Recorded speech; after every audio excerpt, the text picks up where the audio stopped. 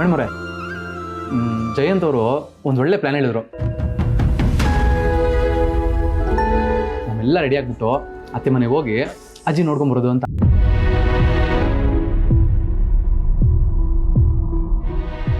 ನೀವು ನಮ್ಮ ಜೊತೆ ಬರ್ತೀರಲ್ವೇ? ಅಮ್ಮ ಮನೆ ಅಂದರೆ ಇಲ್ಲ ಅನ್ನೋಕ್ಕಾಗತ್ತಾ? ಖಂಡಿತ ಬರ್ತೀವಿ ಅಲ್ವಾ ಜಾನು? ಓಹೋ, ಇವರೊಬ್ಬರನ್ನ ಅಲ್ಲಿಗೆ ಕಳಿಸೋದಿಲ್ಲ ಅಂತ ಇವ್ರ ಮೂಲಕ ಅಲ್ಲಿಗೆ ಹೋಗೋ ಪ್ರಯತ್ನ ಮಾಡ್ತಿದ್ದೀರಾ? ಇದಕ್ಕೆ ನಾನು ಬಿಡಬೇಕಲ್ಲ. ಯಾವುದೇ ಕಾರಣಕ್ಕೂ ನಿಮ್ಮನ್ನು ಅಲ್ಲಿಗೆ ಹೋಗೋದಕ್ಕೆ ಬಿಡಲ್ಲ. ಜಾನು, ಏನು ಯೋಚನೆ ಮಾಡ್ತಿದ್ಯಾ? ನಿನ್ನ ಹತ್ರನೇ ಮಾತಾಡ್ತಿರೋದು ಕಣೆ. ಏನು ಯೋಚನೆ ಮಾಡ್ತಿದ್ಯಾ? ಅಕ್ಕ, ನಾನು ಈ ಪರಿಸ್ಥಿತಿನಲ್ಲಿ ಅಷ್ಟು ದೂರ ಬರೋದಕ್ಕಾಗತ್ತಾ ಹೇಳು? ದಾರಿಲಿ ಹೋಗುವಾಗ ಏನಾದರೂ ತೊಂದರೆ ಆಗೋದ್ರೆ? ಚಿನ್ನು ಮರಿ, ಯಾಕತ್ರ ನೆಗೆಟಿವ್ ಆಗಿ ಯೋಚನೆ ಮಾಡ್ತಿದ್ದೀರಾ? ನಾವೆಲ್ಲರೂ ಇರಲ್ವಾ, ನೋಡ್ಕೋತೀವಪ್ಪ.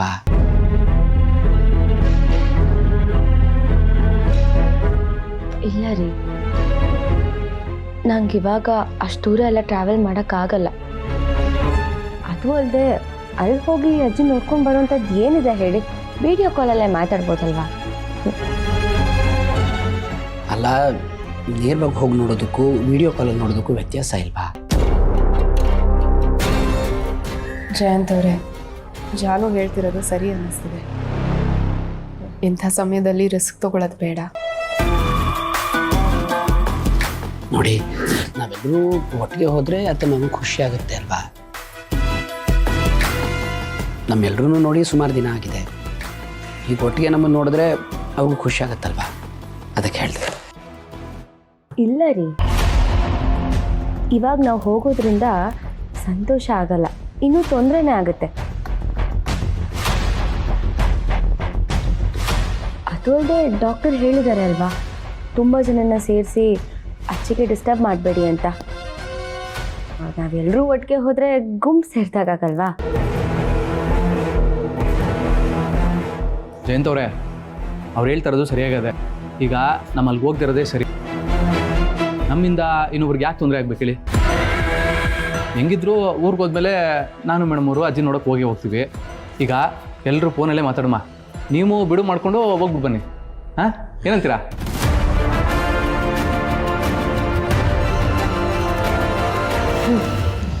ಸರಿ, ನೀವು ಹೇಳ್ದಂಗೆ ಮಾಡೋಣ.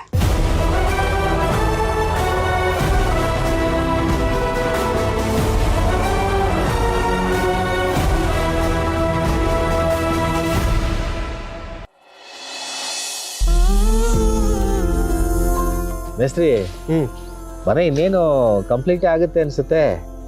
ಪ್ಲಾಸ್ಟ್ರಿಂಗ್ ಎಲ್ಲ ಆಗಿ ಸುಣ್ಣ ಬಣ್ಣ ಆದರೆ ನೋಡೋಕೆ ಇನ್ನೂ ಚೆನ್ನಾಗಿರುತ್ತೆ. ಹೌದು ಸಿನ್ನಣ್ಣ, ನಿಮ್ಮ ಒಳ್ಳೆತನಕ್ಕೆ ಏನು ಹೇಳ್ಬೇಕಂತಾನೆ ಗೊತ್ತಾಗ್ತಾ ಇಲ್ಲ. ನ್ಯಾಯವಾಗಿ ದುಡಿತಾ ಇದ್ರಿ, ನಿಮ್ಮನ್ನ ಕೆಲಸದಿಂದ ತೆಗ್ದಾಕ್ತರು, ಆದರೂ ಅವ್ರ ಮೇಲೆ ಸ್ವಲ್ಪ ಕೋಪನೂ ಇಲ್ಲ ನೋಡಿ. ಕೋಪ ಮಾಡ್ಕೊಂಡು ಏನು ಪ್ರಯೋಜನ ಮೇಸ್ತ್ರಿ? ನಮ್ಮ ಋಣ ಎಲ್ಲಿ ತನಕ ಇರುತ್ತೋ ಅಲ್ಲಿ ತನಕ ಅಷ್ಟೇ. ಅದು ಮುಗೀತು. ಓನರ್ ಮೇಲೆ ಕೋಪ ಮಾಡ್ಕೊಂಡು ಏನು ಪ್ರಯೋಜನ? ಇರಲಿ ಬಿಡು, ನೀನು ಮುಂದೆ ನಿಂತ್ಕೊಂಡು ಮನೆಯೆಲ್ಲ ಮುಗಿಸ್ಕೊಡ್ತಿದ್ಯಲ್ಲ, ಅದೇ ದೊಡ್ಡ ವಿಷಯ. ಮನೆಯೆಲ್ಲ ಮುಗಿದ ಮೇಲೆ ಒಂದು ಫೋನ್ ಮಾಡಿ ಹೇಳು, ನಾನು ಬಂದು ನೋಡ್ಕೊಂಡು ಹೋಗ್ತೀನಿ. ಸರಿ ಸಿನ್ನಣ್ಣ.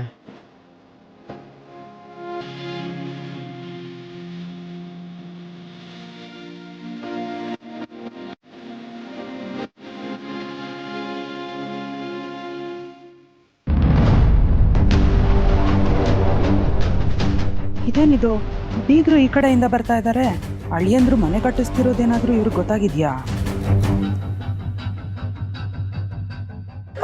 ನಮಸ್ಕಾರ ಬೀಗ್ರೆ. ನಮಸ್ಕಾರ. ಏನು ನೀವು ಈ ಕಡೆ?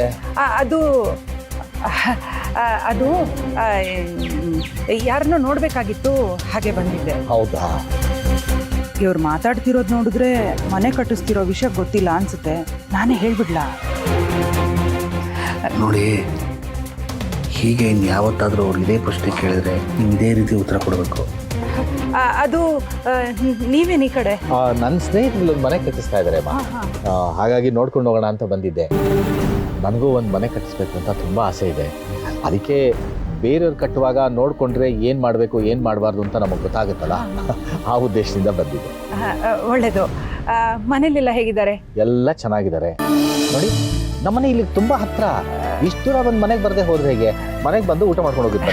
ಇಲ್ಲ ಅದು ಅರ್ಜೆಂಟ್ ಕೆಲ್ಸದ ಮೇಲೆ ಬಂದಿದ್ದೀನಿ, ಇನ್ನೊಂದ್ಸಲ ಬರ್ತೀನಿ. ಇಲ್ಲ ನೋಡಿ, ನೀವು ಬಂದು ಮನೇಲಿ ಒಂದು ಊಟ ಮಾಡ್ಕೊಂಡು ಹೋದ್ರೆ ನಮ್ಮ ವೀಣಂಗೂ ಖುಷಿ ಆಗುತ್ತೆ. ಬನ್ನಿ. ಇಲ್ಲ ಮೊನ್ನೆ ಎಲ್ಲ ಬಂದಿದ್ನಲ್ಲ ಹಬ್ಬಕ್ಕೆ, ಇನ್ನೊಂದ್ಸಲ ಬರ್ತೀನಿ. ಖಂಡಿತ ಯಾರನ್ನೂ ಅರ್ಜೆಂಟಾಗಿ ನೋಡಬೇಕಾಗಿದೆ ನಾನು. ಹೌದಾ? ನೆಕ್ಸ್ಟ್ ಟೈಮು ಇಷ್ಟು ಹತ್ರ ಬಂದು ಮನೆಗೆ ಬರದೆ ನೀವು ಹೋಗೋದು. ಇಲ್ಲ, ಖಂಡಿತ ಬರ್ತೀನಿ. ಸರಿ ಹಾಗೆ. ನಮಸ್ಕಾರ. ಬನ್ನಿ.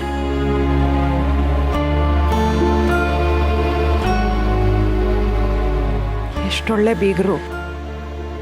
ಮನೆ ಕಟ್ಟಿಸ್ತಿರೋ ವಿಷಯನ ಅಳಿಯಂದ್ರು ಇವ್ರ ಹತ್ರ ಯಾಕೆ ಮುಚ್ಚಿಡ್ತಿದ್ದಾರೆ? ಒಂದೊಂದ್ಸಲ ಈ ಅಳಿಯಂದ್ರ ವರ್ತನೆನೇ ಅರ್ಥ ಆಗಲ್ಲ.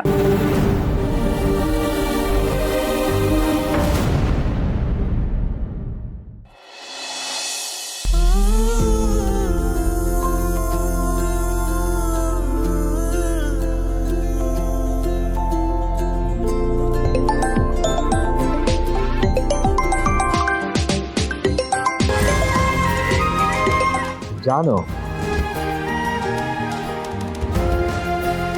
ಹಾಯ್ ಅಪ್ಪ, ಹೇಗಿದ್ಯಾ? ನಾನು ಚೆನ್ನಾಗಿದ್ದೀನಿ ಮಗಳೇ. ನೀವೆಲ್ಲ ಹೇಗಿದ್ದೀರಾ?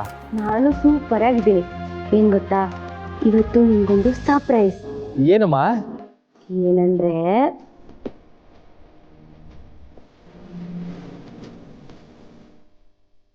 ಸರ್ಪ್ರೈಸ್.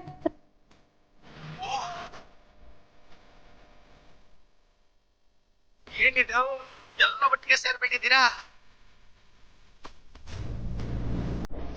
ಹೌದಾ? ಅಳಿಯಂದ್ರೆ ಚೆನ್ನಾಗಿದ್ದೀರಾ? ನಮಸ್ಕಾರ ಮಾವ, ಚೆನ್ನಾಗಿದ್ದೀವಿ. ನೀವು ಚೆನ್ನಾಗಿದ್ದೀರಾ? ನಾವು ಚೆನ್ನಾಗಿದ್ದೀವಿ ಅಪ್ಪ. ಜಾನು ನೋಡ್ಕೊಂಡು ಹೋಗೋಣ ಅಂತ ಬಂದ್ವಿ. ಹಾಗೆ ನಿನಗೊಂದ್ಸಲ ಫೋನ್ ಮಾಡಿ ಅಜ್ಜಿ ಹೇಗಿದ್ದಾರೆ ಅವ್ರನ್ನ ನೋಡೋಣ ಅಂತ ಅನ್ಕೊಂಡಿ. ಆದ್ರೆ ನೀನೇನೋ ಹೊರಗಿರೋ ಹಾಗಿದೆ.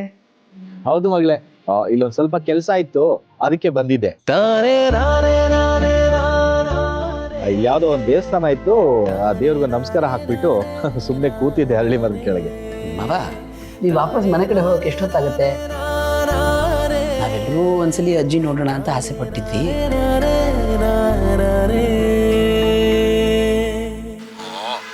ಸ್ವಲ್ಪ ದೂರ ಬಂದಿದ್ನಳಿ ಅಂದ್ರೆ ಒಂದು ಕೆಲಸ ಮಾಡ್ತೀನಿ, ಮನೆಗೆ ಹೋದ ತಕ್ಷಣ ನಿಮಗೆ ಫೋನ್ ಮಾಡ್ತೀನಿ.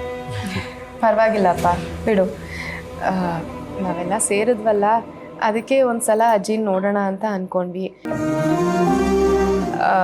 ನಾನು ಸಿದ್ದು ಅವರು ಇಲ್ಲಿಂದ ಹೊರಟಿ ಊರಿಗೆ ಬಂದಾದ್ಮೇಲೆ ಅಜ್ಜಿನ ನೋಡ್ಕೊಂಡು ಹೋಗ್ತೀವಿ. ಹೌದು ಮಾವ. ಮಾವ, ಈಗ ನಾವೆಲ್ಲರೂ ಒಂದ್ಸಲಿ ಬಂದು ಅಜ್ಜಿ ನೋಡ್ಕೊಂಡು ಹೋಗ್ಬಿಡೋದಾ ಅಂತ. ಬೇಡ ಅಳಿಯಂದ್ರೆ. ಅಂದ್ರೆ ಮೊನ್ನೆ ತಾನೇ ಇನ್ನ ಬಂದು ನೋಡ್ಕೊಂಡು ಹೋಗಿದ್ದೀರಾ? ಬೇಸಿಗೆ ಬೇರೆ. ಈಗ ನೀವು ಮತ್ತೆ ಜಾನುನ ಕರ್ಕೊಂಡು ಪ್ರಯಾಣ ಮಾಡಿದ್ರೆ ಅವಳಿಗೆ ಆಯಾಸ ಆಗುತ್ತೆ. ಇಂಥ ಟೈಮ್ನಲ್ಲಿ ಜಾನು ತುಂಬ ಪ್ರಯಾಣ ಮಾಡಬಾರ್ದು, ಅದಕ್ಕೆ ಹೇಳಿದೆ.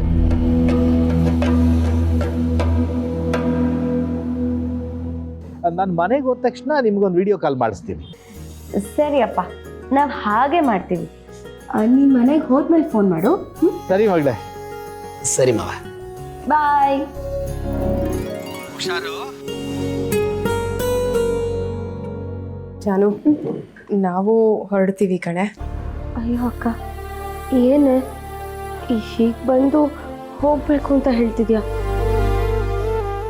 ಇನ್ನೊಂದು 2 ದಿವಸನಾದರೂ ಇದ್ದು ಹೋಗೆ. ನಿನ್ನ ಹತ್ರ ಎಷ್ಟು ಮಾತಾಡೋಕ್ಕಿದೆ ಗೊತ್ತಾ? ನನಗೂ ಇರಬೇಕು ಅಂತ ಆಸೆ ಕಣೆ. ಆದರೆ ರಾತ್ರಿ ಬಂದ್ವಲ್ಲ, ಮನೆಯವರೆಲ್ಲ ಗಾಬರಿ ಆಗಿರ್ತಾರೆ. ಜಾನವ್ರೆ, ನೀವೇನು ತಲೆ ಕೆಡಿಸ್ಕೊಬೇಡಿ.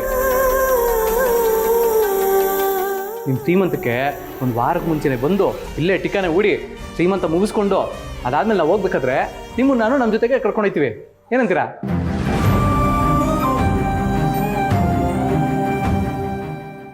ಆದರೂ ನಿಮ್ಮನ್ನು ಇಷ್ಟು ಬೇಗ ಕಳ್ಸೋಕ್ಕೆ ತುಂಬ ಬೇಜಾರಾಗ್ತಿದೆ. ಇವತ್ತು 1 ದಿವಸ ಇದ್ದು ಹೋಗಿ. ಜಾನ್ವಿ ಅವರೇ,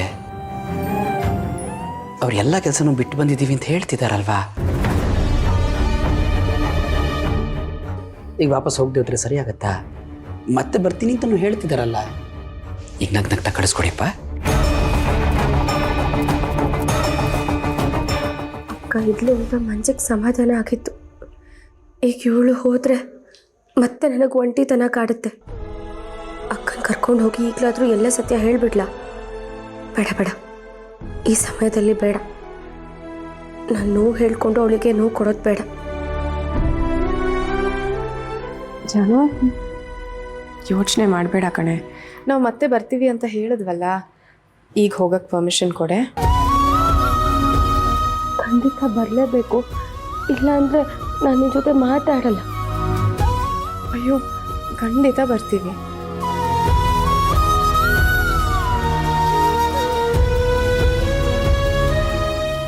ಜಯಂತವ್ರೆ, ನಾವು ಹೋಗಿ ಬರ್ತೀವಿ. ನಿಧಾನಕ್ಕೆ ಹೋಗಿ ಬನ್ನಿ. ನಮಸ್ಕಾರ ಸರ್, ಬರ್ತೀವಿ. ನಮಸ್ತೆ ಗೌಡ್ರೆ. ಹುಷಾರಾಗಿರಿ.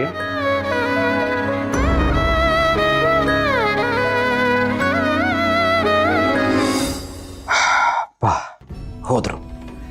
ಎಲ್ಲಿ ಇಲ್ಲೇ ಉಳ್ಕೊಂಡ್ಬಿಡ್ತಾರೋ ಅಂತ ಭಯ ಆಗಿತ್ತು. ಮೊದಲೇ ಇವರು ತುಂಬ ಡಿಸ್ಟರ್ಬ್ ಆಗಿದ್ದಾರೆ. ಮಾತಿನ ಮಧ್ಯೆ ನನ್ನ ವಿಷಯ ಹೇಳಿಬಿಟ್ರೆ ತುಂಬ ಕಷ್ಟ ಆಗಿರೋದು. ಈಗಂಥದ್ದೇನೂ ಆಗಿಲ್ಲ, ಅದೇ ಸಮಾಧಾನ. ಆದರೂ ಅಜ್ಜಿ ನೋಡೋಕೆ ಹೋಗೋಕ್ಕಾಗಲಿಲ್ವಲ್ಲ, ಆ ಬೇಜಾರಿದೆ. ಇರಲಿ, ಇವ್ರಿಗೇನಾದರೂ ಒಂದು ನೆಪ ಹೇಳಿ ಹೊರಗೆ ಹೋದರೆ ಅವರನ್ನು ನೋಡ್ಕೊಂಡು ಬರಬಹುದು ಜಯಂತ.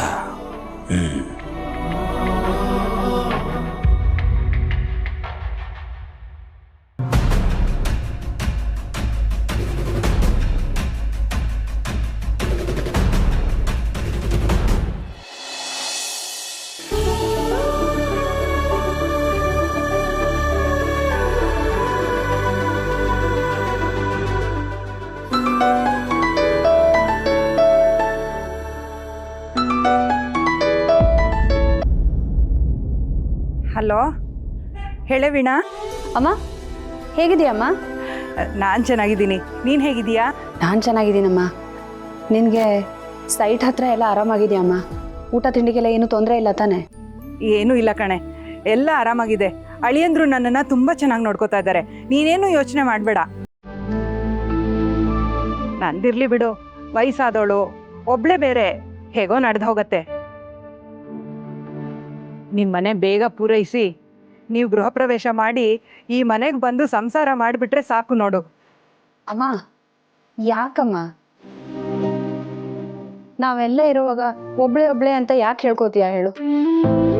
ನೀನು ಹಿಂಗೆಲ್ಲ ಇನ್ನೊಂದ್ಸಲ ಮಾತಾಡಿದ್ರೆ ನಾನು ಸುಮ್ಮನೆ ಇರಲ್ಲ. ಸರಿ ಬಿಡೆ, ಇರೋ ವಿಷಯ ಹೇಳಿದೆ ಅಷ್ಟೇ, ಅದಕ್ಕೆ ಯಾಕೆ ಬೇಜಾರು ಮಾಡ್ಕೋತೀಯ? ಅಂದಾಗೆ ವೀಣಾ, ಒಂದು ವಿಷಯ ಹೇಳೋದು ಮರ್ತ್ಬಿಟ್ಟೆ. ಏನಮ್ಮ? ಅದು ನಿಮ್ಮ ಮಾವನವರು ಸೈಟ್ ಪಕ್ಕದ ರೋಡಲ್ಲಿ ಸಿಕ್ಕಿದ್ರು.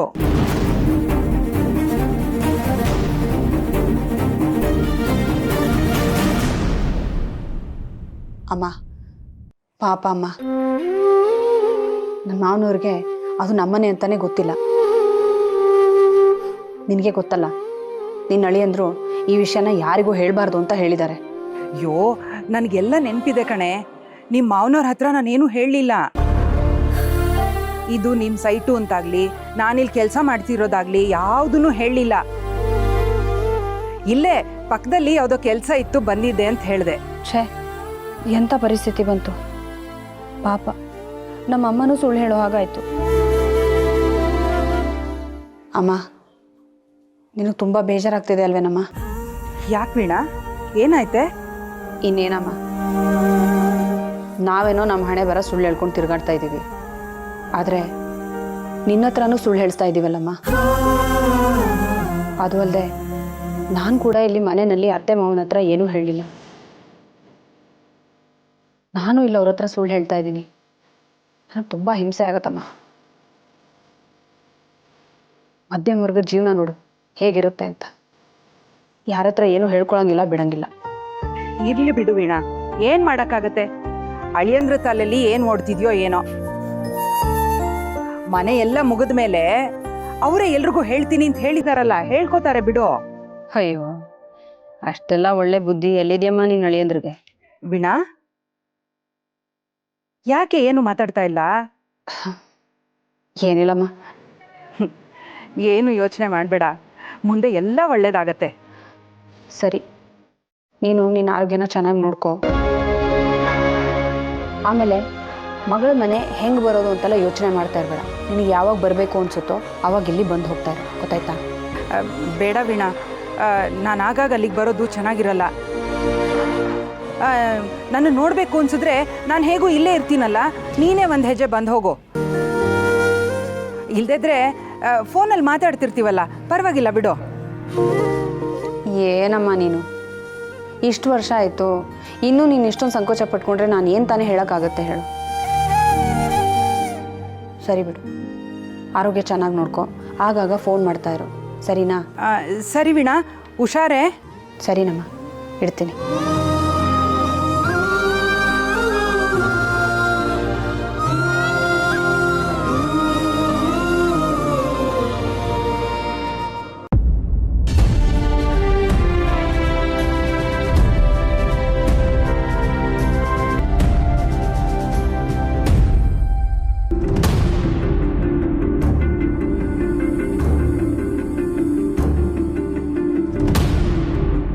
ಲೇ ಸಿದ್ದು, ಯಾಕಲ ಹಿಂಗೆ ಕೂತಿದ್ಯೆ? ಏನಾಯ್ತಲಾ? ನನಗೇನಿಲ್ಲ ಕಣ, ಸುಮ್ಮನೆ ಕೂತಿದ್ದೆ ಅಷ್ಟೆ. ನಿನ್ನ ಮುಖ ನೋಡಿದ್ರೆ ಸುಮ್ಮ ಕುಂತ ಕಾಣ್ತಿಲ್ವಲ್ಲ?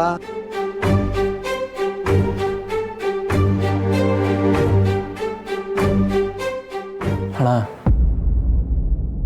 ಚಿಕ್ಕ ವಯಸ್ಸಲ್ಲೇ ನಮ್ಮ ಜೀವನ ಎಷ್ಟು ಚೆನ್ನಾಗಿತ್ತಲ್ವ ಅಣ್ಣ? ಸ್ಕೂಲ್ಗೆ ಹೋಗ್ತಿದ್ಮೋ, ಆಟ ಆಡ್ತಿದ್ಮೋ, ಮತ್ತೆ ಮನೆಗೆ ಬಂದು ಉಣ್ಣು ಮಲ್ಕೋತಿದ್ಮೋ. ಒಟ್ಟಿನಲ್ಲಿ ಆಗ ಜೀವನ ಖುಷಿಯಾಗಿರ್ತಿತ್ತು. ಯಾವತ್ತೂ ಇಲ್ಲಿ ಖಾಲಿ ಖಾಲಿ ಅನ್ನಿಸ್ತಾನೆ ಇರಲಿಲ್ಲ. ಆದರೆ ಈಗ ಯಾಕೋ ಒಂಥರ ಮನಸ್ಸೆಲ್ಲ ಖಾಲಿ ಅನ್ನಿಸ್ತದೆ ಕಣ. ಯಾಕಲ ಆಕ್ಸಿಡೆಂಟ್ ವಿಷಯವ ಮತ್ತೆ ಮನ್ಸು ಕಚ್ಕೊಂಡಿದ್ದೀಯ ಹೆಂಗೆ? ಹಂಗಲ್ಲಣ್ಣ, ನಾನು ಏನು ಹೇಳಕ್ ಹೊಂಟಿವಿ ಅಂದರೆ,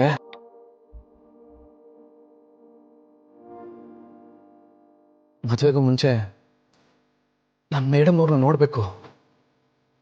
ಮೇಡಮ್ ಅವ್ರತವ ನನ್ನ ಪ್ರೀತಿನ ಹೇಳ್ಕೊಳ್ಳೋದು, ಅವರು ನನ್ನ ಪ್ರೀತಿ ಮಾಡಬೇಕು ಅನ್ಕೋದು, ನಮ್ಮ ಹುಡುಗರ ಜೊತೆ ಓಡಾಡ್ಕೊಂಡಿರೋದು, ಹಿಂಗೆ ಆರಾಮಾಗಿದೆ. ಅದಾದ್ಮೇಲೆ ಅವ್ರನ್ನ ಕಳ್ಕೊಂಡ್ಬಿಡ್ತೀನಿ ಅನ್ನೋ ಭಯ ಶುರುವಾಯಿತು. ಆ ಭಯದಲ್ಲಿ ಅವ್ರ ಕುತ್ತಿಗೆ ತಾಳಿ ಕಟ್ಬಿಟ್ಟಾದ್ಮೇಲೆ ಅವ್ರ ತವ್ರು ನಿಜ ಹೆಂಗೆ ಹೇಳೋದು ಅನ್ನೋ ಪೀಕ್ಲಾಟ ಶುರುವಾಯಿತು. ಇದೆಲ್ಲ ಆಯಿತು, ಈ ಟೆನ್ಷನ್ ಎಲ್ಲ ಮುಗಿದು ಅವ್ರಿಗೆ ನಿಜ ಗೊತ್ತಾಗಿ ಈಗ ನಾವಿಬ್ರು ಜೊತೆ ಆಗಿದ್ದೀವಿ. ಆದರೆ ಮನ್ಸಿಗೆ ನೆಮ್ಮದಿನೇ ಇಲ್ಲ ಕಣ, ಮಾಡಕ್ಕೆ ಕೆಲಸನೂ ಇಲ್ಲ. ಈಗ ಒಟ್ಟಿನಲ್ಲಿ ಹೆಂಗಾಗ್ಬಿಟ್ಟದೆ ಅಂದರೆ, ಸ್ಕೂಲ್ ಜೀವನನೂ ಕಳೀತು, ಪಿರುತಿ ಪೀಕ್ಲಾಟನೂ ಮುಗೀತು. ಈಗ ಮನ್ಸೆಲ್ಲ ಖಾಲಿ ಆಗ್ಬಿಟ್ಟಿದೆ ಕಣ. ಈ ಖಾಲಿ ಜಾಗದಾಗೆ ಬರೀ ನೋವೇ ತುಂಬಿಕೊಂಡದೆ. ಒಟ್ಟಿನಲ್ಲಿ ಯಾಕಪ್ಪ ಈ ಜೀವನ ಅನ್ನೋ ಪ್ರಶ್ನೆ ಹುಡ್ಕೋತದೆ ಕಣ.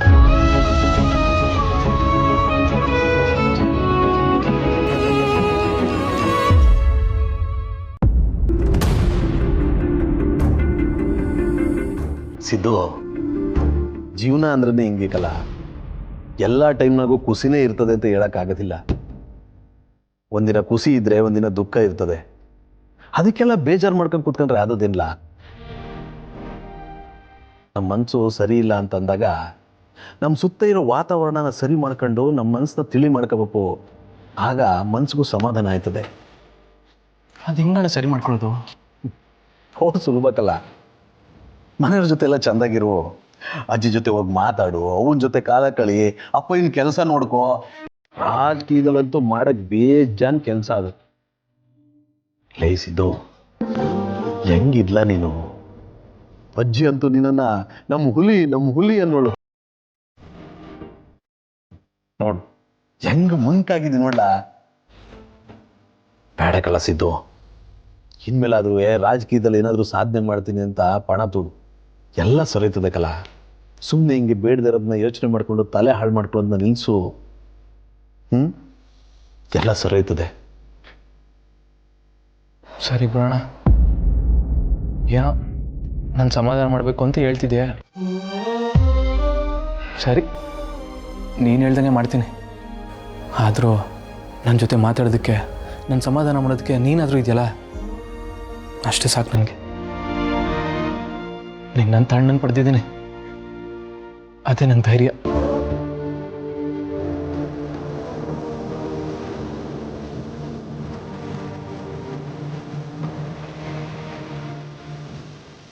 ಲಯಿಸಿದ್ದು ಬರೀ ಇವತ್ತು ಮಾತ್ರ ಅಲ್ಲಕಲ್ಲ, ನಿನಗೆ ಯಾವಾಗಲೂ ನಾನು ಧೈರ್ಯವಾಗಿರ್ತೀನಿ.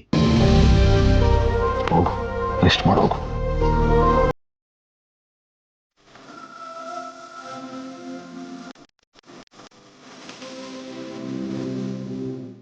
ಇವನ್ನ ಹಿಂಗೆ ಬಿಟ್ರೆ ಆಗೋದಿಲ್ಲ. ಬೇಗ ಅವನ ಮನಸ್ಸು ಸರಿ ಹೋಗಂಗೆ ಏನಾರ ಮಾಡಬೇಕು.